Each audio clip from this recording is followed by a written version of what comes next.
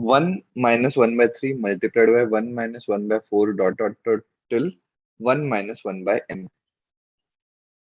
Now let's simplify the brackets. 1 minus 1 by 3, that becomes 2 by 3, multiplied by 1 minus 1 by 4 is 3 by 4.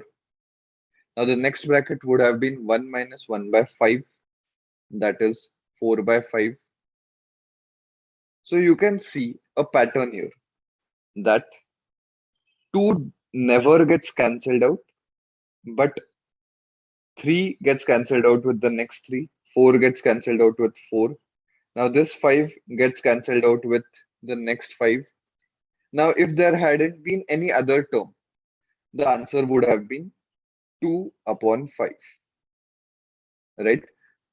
So therefore you can see that the numerator of the first fraction remains, that is 2, and the denominator of the last fraction remains. Now we have to continue this till the last fraction.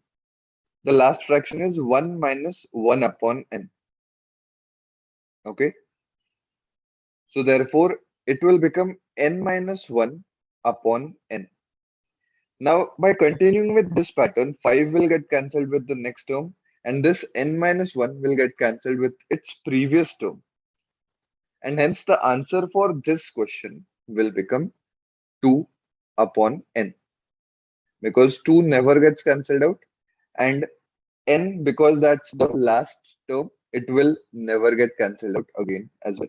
So answer will be 2 upon n.